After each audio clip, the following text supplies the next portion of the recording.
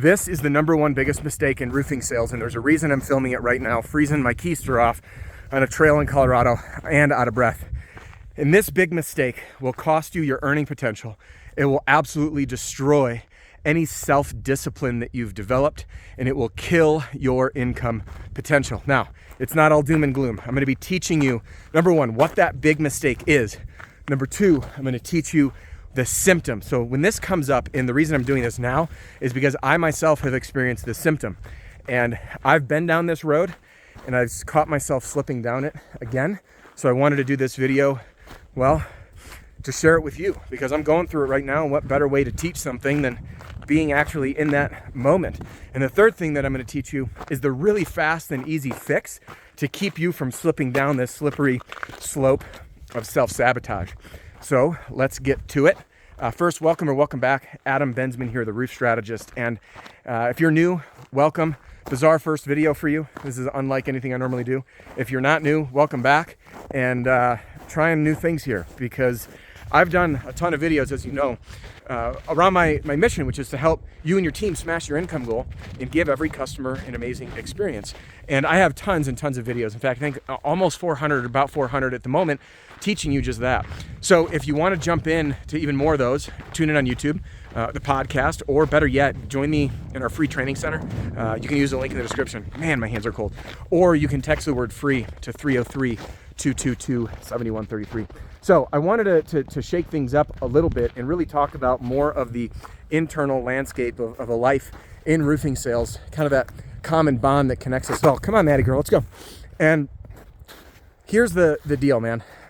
By the way, I know I want to correct myself. I've been saying man a lot. I'm a kid of the 90s. I apologize. I want to correct that. Listen, whether you're new at this or whether you've been doing this for a decade, this has probably come up before. You've been overwhelmed. And when we get overwhelmed, let me change that. When I get overwhelmed, I know that the little things in life become daunting and overwhelming.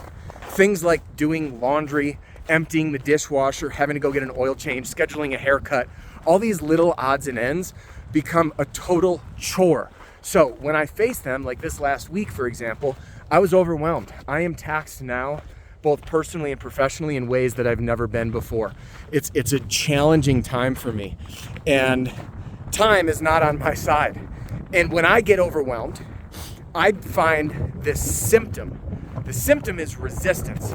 This resistance is me saying, gosh, I really, really, really don't want to go do this, including getting out here and soaking in these just gorgeous views. I didn't want to be here because I was overwhelmed. Have you ever had that feeling? I'm curious. Drop a comment in the comment section below if you have, of being in a position or even something that you enjoy doing, like for me, trail running, after I'm warmed up into it.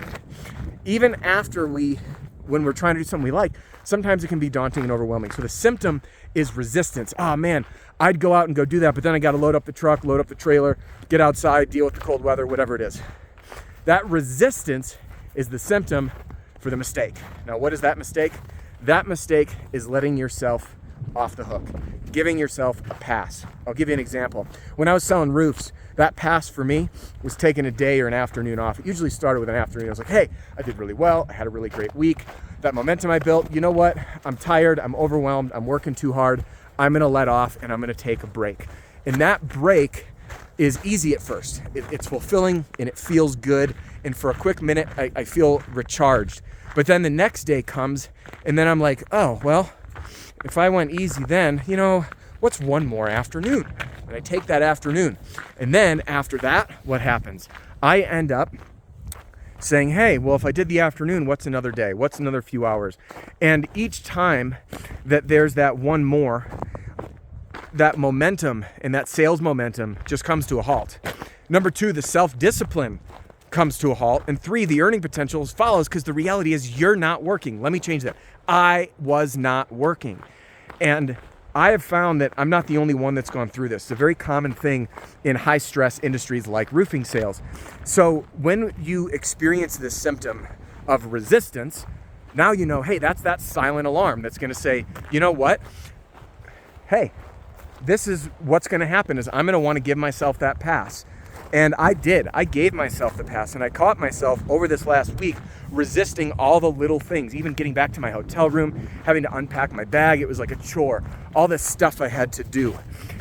Then I get home, I'm like, I gotta do dishes, I gotta do laundry, and it was just this wall of resistance, and I wanted nothing more than having a pass. So, we now know the biggest mistake is giving yourself a pass, because it'll kill the momentum, kill your discipline, kill your income. But the worst part is this: what ends up happening, to me at the very least, is that I judge myself. I then feel bad about it. I then beat myself up. I second guess things, and I don't generally feel good about myself because I don't feel like I'm acting in line with my normal levels of discipline. I'm like, hey, what am I doing? I'm like off course here. So the first thing that we do is we just need to figure out what is the easiest way to get started. And there's a metaphor, and that's the reason why I'm doing it out here. The metaphor is this: I did not want to be out here today. Why would you? My hand is like white right now. Look at that. It's freezing cold. And I did not want to be out here. What did I do? I put my shoes on. Step number one, put your dang shoes on. Now in roofing sales, I think having that little mantra to yourself is wildly helpful. And it's helped me in the past as well. I still use it to this day. Put your shoes on. That's the first easy step, right? So here I am, not wanting to be out here. By the way, now I do. I've been running for an hour and 15 minutes, just a little over halfway done, and finally feeling into it, soaking up these views. Went from resistant, I don't want to be cold, I don't have the energy, I don't feel up to it today. And I was like, well, all I need to do is put my dang shoes on. That's the first easy step to break the resistance. So what I did is that resistance, when it came up, said, put my shoes on. And look at them. There they are. Shoes with micro spikes, so I can grip in the ice and the snow to brave the miserable weather that I've somehow chosen to do this with. But that metaphor, put your shoes on, applies to selling as well. Here's how. Day one, you get up, the resistance has begun, and you're like, you know what? I don't want to do this today. Putting your shoes on is what you say. Hey, I feel that resistance. I got to put my shoes on. What does that mean to you? In that moment, it could just be getting dressed, getting your work clothes on. Now imagine you need to get out to that neighborhood. Oh man, I really don't feel like knocking doors today. Ah man, all I got to do is put my shoes on. What does that mean? Get in your truck so you can drive there.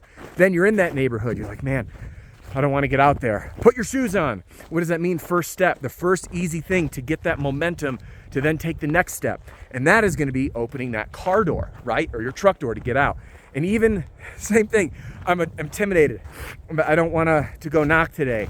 I hate knocking doors. Like Carl, who I interviewed, the sales rep, who hated it, his technique, which I loved, was to go knock a door where he knew no one was home. So what's wrong with that? That's putting your shoes on. Whenever you feel that resistance and you want to give yourself that pass, put your shoes on. Your mission is to decide what that is. And then all we got to do is take one step at a time. And I'll tell you, my first 10 minutes into today's run, I was going to quit. I was going to call it. I said, you know what?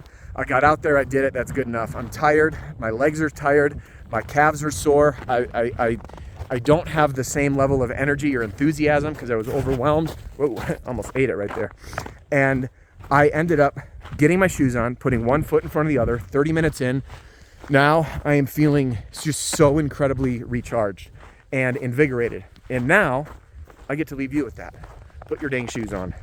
All right, that's all for today's video. If you like this video in the format, comment below or give me a thumbs up or thumbs down.